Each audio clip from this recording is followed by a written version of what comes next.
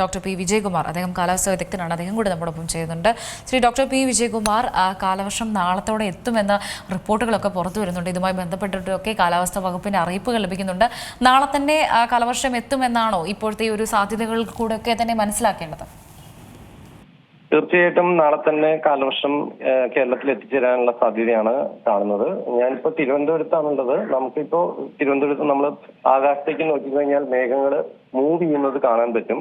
ഒരു 1.5 കിലോമീറ്റർ ഉയർച്ചയിലുള്ള മേഘ പാളികൾ, ചെറിയ മേഘങ്ങൾ, അത് ഇങ്ങനെ മൂവ് ചെയ്ത് അത് തെക്ക് പടിഞ്ഞാറ് കാറ്റിന്റെ അടിസ്ഥാനത്തിൽ നോർത്ത് ഈസ്റ്റ് ഡയറക്ഷനിലേക്ക് മൂവ് ചെയ്യുന്നത് നമുക്കിപ്പോ വിഷ്വലി തന്നെ ഒബ്സർവ് ചെയ്യാൻ പറ്റും. കാലവർഷ കാറ്റിന്റെ കുറിച്ച് അറിയാൻ പാടില്ലാത്ത ആൾക്കാർക്ക് വേണമെങ്കിൽ പുറത്തിറങ്ങി ആകാശത്തേക്ക് നോക്കിയാൽ ഇപ്പോൾ തന്നെ അത് വ്യക്തമായി കാണാം.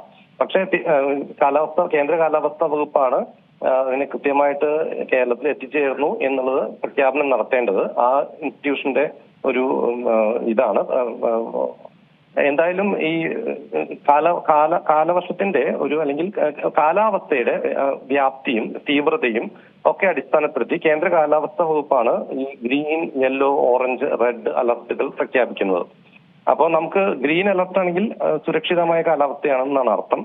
യെല്ലോ ആണെങ്കിൽ ഒറ്റപ്പെട്ട ഇടങ്ങളിൽ ദിനാന്തരീക്ഷാവസ്ഥ അപകടകരമാവാൻ സാധ്യതയുണ്ട്. അതുകൊണ്ട് നമ്മൾ എപ്പോഴും ശ്രദ്ധയോടുകൂടി ഇരിക്കണം.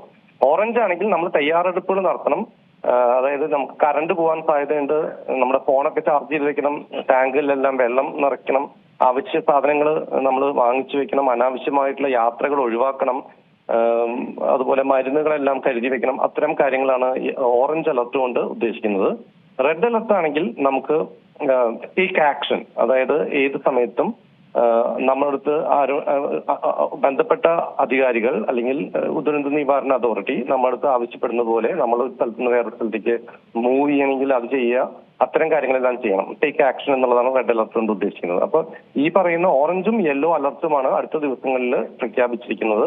അത് ശ്രദ്ധയോടുകൂടി ഇരിക്കുകയും കാലാവസ്ഥയിൽ ഉണ്ടാവുന്ന മാറ്റങ്ങൾ നിരന്തരം നിരീക്ഷിക്കുകയും നമ്മൾ വേണ്ടത്ര തയ്യാറെടുപ്പുകൾ എടുക്കുകയും ചെയ്യുക എന്നതാണ് ഇതുകൊണ്ട് ഉദ്ദേശിക്കുന്നത്.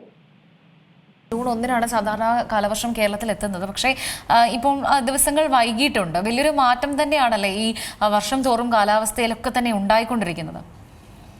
കാലവർഷം ജൂൺ 1 എത്തിച്ചേരുക എന്ന് പറയുന്നത് ഒരു സ്ട്രിക്റ്റ് നമ്പർ അല്ല. ജൂൺ 1 പ്ലസ് ഓർ മൈനസ് ഒക്കെ ആയിട്ട് വരും. മെയ് 12 വന്നിട്ടുള്ള കേസുണ്ട്.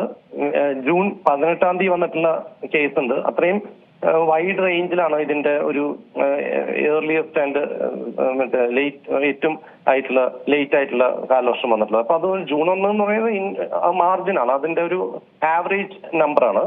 അപ്പൊ കഴിഞ്ഞ കുറച്ച് വർഷങ്ങളായിട്ട് ഒരു 5 വർഷങ്ങളോ 6 വർഷങ്ങളൊക്കെ ആയിട്ട് നമ്മൾ നോക്കുകയാണെങ്കിൽ കാലവർഷം നേരത്തെ എത്തുന്ന ഒരു പ്രവണതയുണ്ടായിരുന്നു. അപ്പൊ ഈ വർഷം കാലവർഷം ഇച്ചിരി ലേറ്റ് ആണ്, 2-3 ദിവസം ലേറ്റ് ആണ്. പക്ഷെ അത് പ്രശ്നമല്ല. മഴയുടെ അളവിനെ ഈ കാലവർഷത്തിന്റെ ഓൺസെറ്റിന്റെ ഡേറ്റ് വല്ലാണ്ട് നിർണ്ണയിക്കുന്നില്ല. ചിലപ്പോൾ നമുക്ക് മഴ ലഭിച്ചു എന്ന് സാധാരണ കിട്ടുന്ന മഴ തന്നെ ലഭിച്ചു എന്ന് വരാം. 1-2 ദിവസത്തെ വ്യത്യാസത്തിൽ തുടങ്ങിയെങ്കിൽ പോലും. ഏറ്റവും പുതിയ വാർത്തകളും വിശേഷങ്ങളും വിരൽ തുമ്പിലറിയാൻ സീ മലയാളം ന്യൂസ് എല്ലാ ഡിജിറ്റൽ പ്ലാറ്റ്ഫോമുകളിലും ലഭ്യം.